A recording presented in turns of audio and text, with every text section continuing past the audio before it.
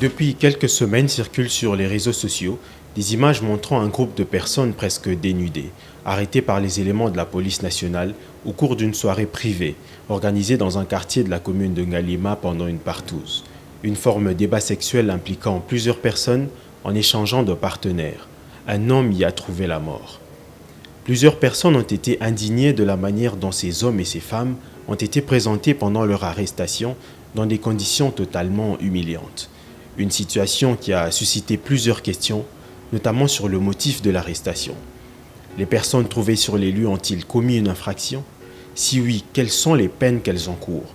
Quel est le rapport de cette pratique sexuelle face aux mœurs, face à la culture congolaise, mais aussi vis-à-vis de la loi? Betali Solo Akin a rencontré Maître Willy Wenga, avocat au barreau de Kinshasa-Gombe, et le professeur David Pata, sociologue et psychologue, pour mettre la lumière sur les multiples questions autour de cette affaire peu commune.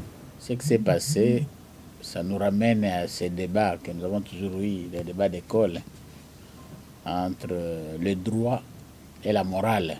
On sait qu'il y a certaines choses qui peuvent moralement être blessantes, mais juridiquement et en droit peut-être ne constituent pas des infractions, d'une part. D'autre part, il y a un problème qu'il faut retenir ici, c'est le problème de la vie privée et le problème de la publicité d'un comportement immoral.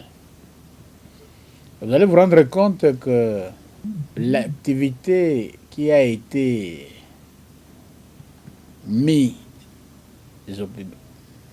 en public par ceux qui sont allés attraper ceux qui faisaient leur activité a ceci de particulier, c'est que des citoyens, des personnes privées étaient dans une activité privée, mais une activité immorale. C'est que la pratique de partouze chez nous en République démocratique du Congo est attentatoire à la pudeur. Mais la problématique, c'est quoi? C'est que, quoique attentatoire à la pudeur, mais ça se fait et ça se passe où? Dans un milieu caché, dans un milieu fermé, dans un milieu non rendu public. Mais cette pratique ignoble, qui est presque une pratique animale, très répandue en Europe, beaucoup plus dans des sociétés qui organisent et commercialisent la pornographie. Chez nous, ça ne passe pas. Ainsi, chez nous, ce n'est pas le fait d'entreprendre une activité sexuelle avec plusieurs partenaires au même moment dans un groupe fermé qui est une infraction visée par notre loi. Notre loi vise beaucoup plus d'abord les atteintes à l'honneur et vise en plus les libertés et les dignités sur le plan sexuel. Ce qui fait que le législateur a constitué en infraction tout ce qui est violence. Vous comprenez? En matière sexuelle, il y a beaucoup d'infractions liées à la violence. Mais aussi, il y a de ces infractions qui sont liées à la pudeur. Mais ici, ce qu'il faut noter, si les participants à cette activité-là ne tombent pas expressément sous le coup d'une disposition pénale, à premier point de vue du fait d'être enfermé. Mais nous, les juristes, et beaucoup plus ceux qui sont pénalistes, s'intéresseraient beaucoup plus à l'organisateur de cette activité.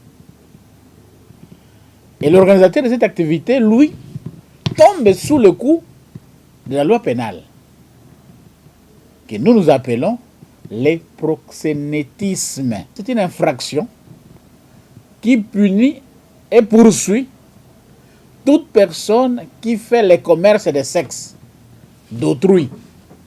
Et l'organisateur, nous l'appelons le proxénète. Les sources de son revenu ne viennent pas d'une activité morale, mais d'une activité immorale que l'exploitation des sexes des autres, au fin de se faire payer.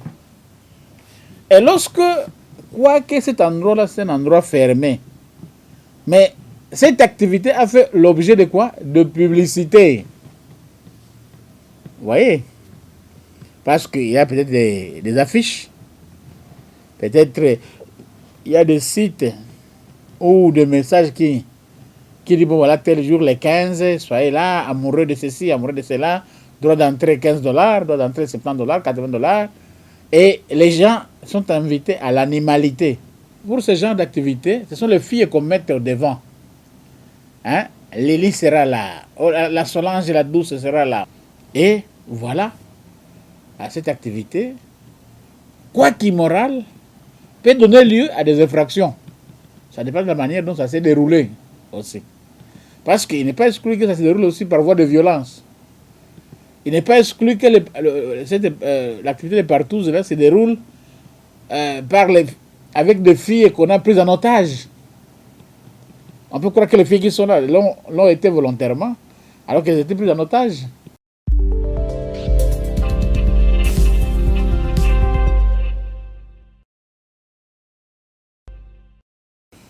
La police a ceci de particulier et dans sa mission, c'est la sécurité et l'ordre public. Pour mettre de l'ordre ou pour assurer la sécurité, parfois la police jouit du bénéfice du pouvoir public. Parfois la police n'a pas besoin d'un mandat quelconque pour faire taire une bagarre sur la route. N'est-ce pas ça? Et si la police est informée qu'à tel endroit il y a une activité qui est en train de freindre la loi ou la morale, la police peut y arriver. La loi dit, en matière de flagrance par exemple, que toute personne, même vous, a le pouvoir d'arrêter une personne qui est en train de commettre une infraction et de l'acheminer devant un officier public. Donc la police, en allant vers cet endroit-là, peut-être parce qu'il a eu une dénonciation, ou quoi que ce soit, devait y arriver et poser les actes d'ordre. Quand même que la police aurait pu prendre les photos pour constituer la preuve, parce que sans la photographie, les gens peuvent nier, n'avoir rien fait. Mais les photos à prendre à de pareilles circonstances ne sont pas des photos publiables, parce que ça devait être des images d'enquête. Et les images d'enquête devaient être des images secrètes. Et là commence une nouvelle infraction. Vous comprenez? Parce que il y a ce que nous appelons les imputations dommageables. Une imputation dommageable consiste à dénoncer un fait vrai ou faux, mais que tu rends public. Le fait de rendre public un fait, on sait que tu es sorcier. Mais si moi je prends le risque de dire, moi je suis en infraction, même si on sait que tu es sorcier, je ne dois pas le dire en public pour t'attirer le courroux de la population. Donc, la police en allant sur les lieux était en droit peut-être d'y arriver, sauf résistance. Les peines sont là. Et la personne proxénète, poursuivable, est condamnable à la servitude pénale.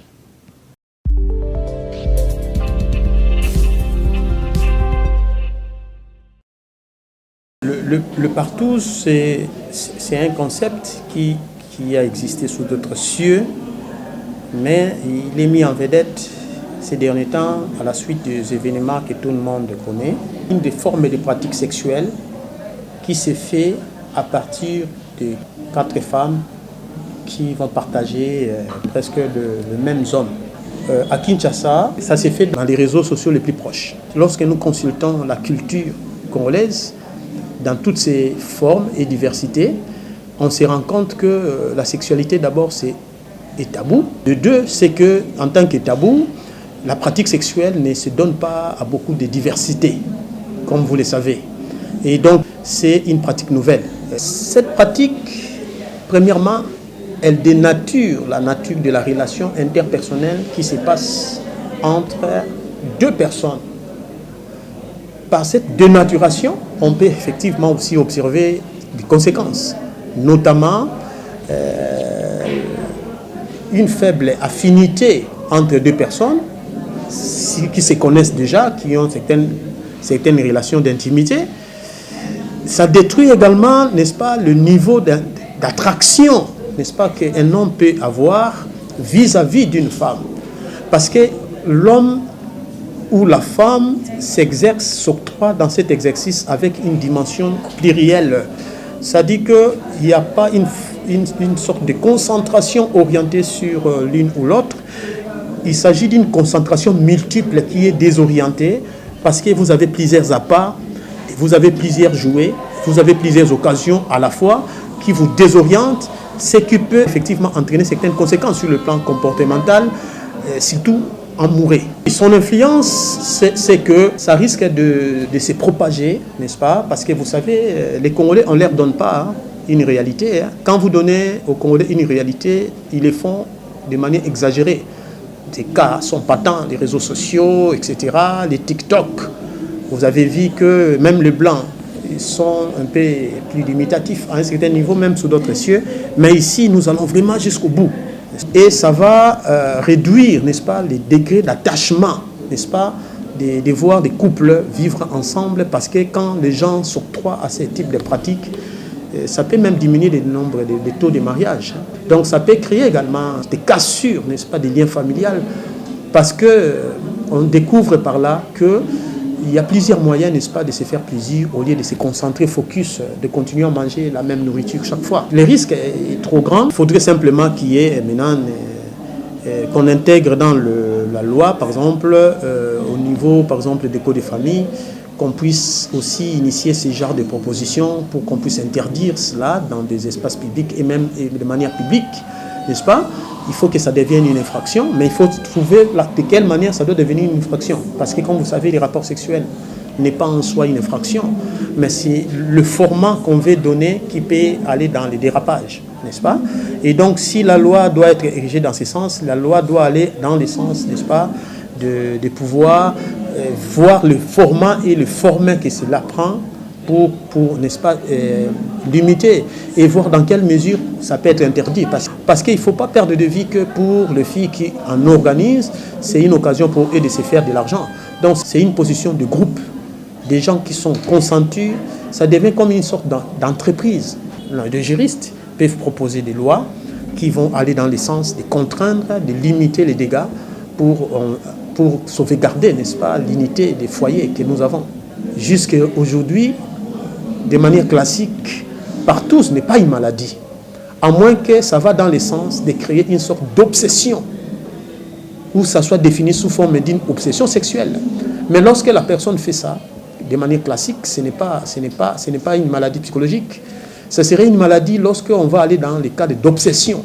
Là, on va les catégoriser dans les catégories d'obsession. C'est-à-dire qu'une personne qui ne trouve plus de plaisir en faisant des rapports à deux et qui trouve plus de plaisir lorsqu'il est dans un contexte groupal. Et ça deviendra une maladie lorsque ça commence à mobiliser l'énergie de la personne.